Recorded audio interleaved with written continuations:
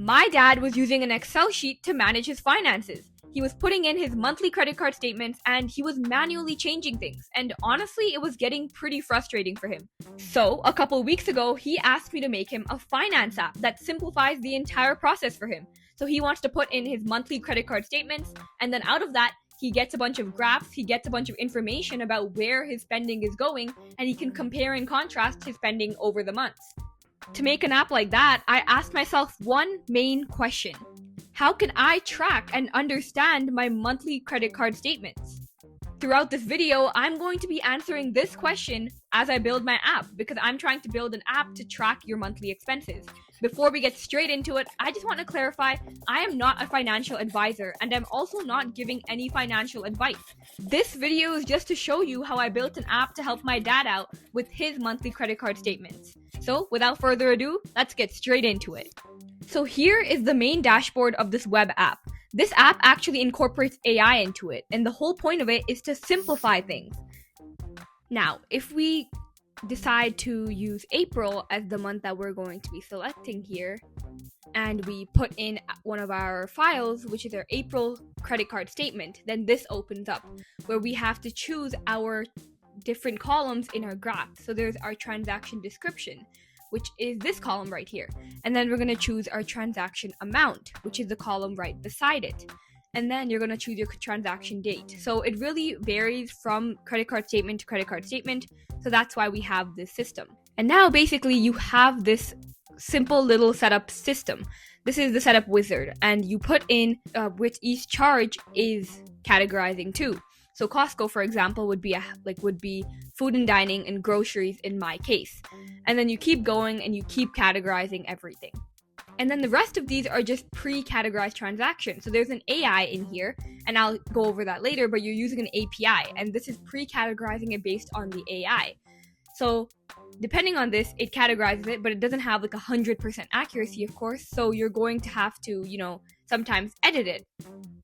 So in this case, for example, optimal is not just other. I'm going to recategorize it as this subscription and membership and software subscriptions. So now I'm editing it because AI doesn't really know everything.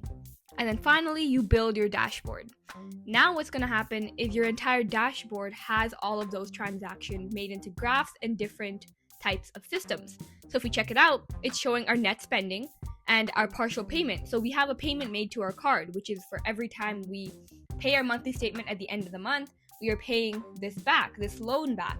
So that's our partial payment in this case. Then we have a net spending, which is this full spending, and we also have refunds with it. So that's our total spending. And then it also shows you our top categories and everything we've spent in, depending on the categorization that we did. So in this case, we have all of these different categories inside this pie chart over here, because this is looking at spending by category. So when you click on one certain category like other, it is showing all of the different categories categorized into other. If you click on food and dining, there's 4 different categories in this case, coffee shops, fast food restaurants, groceries. So it actually shows us a comparison of where we spent it, if we actually spent expenses or we got refunds back. There's also different types of charts here. We have spending over time charts, and we have a graph here that's comparing subcategories now, which are just the more in detail categories for every main category.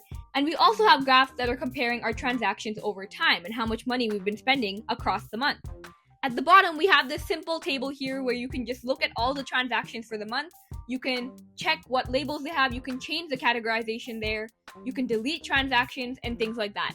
Now, if we upload a second month, now there's a very cool part. You can compare and contrast all of the transactions for those months. So for example, one of the graphs here is showing the net spending across those 2 months. Another graph here is comparing main categories across these months, such as shopping, transportation, and entertainment. You can see the differences between the months, and the more months you have, the more you can see. And the last graph here is comparing different subcategories.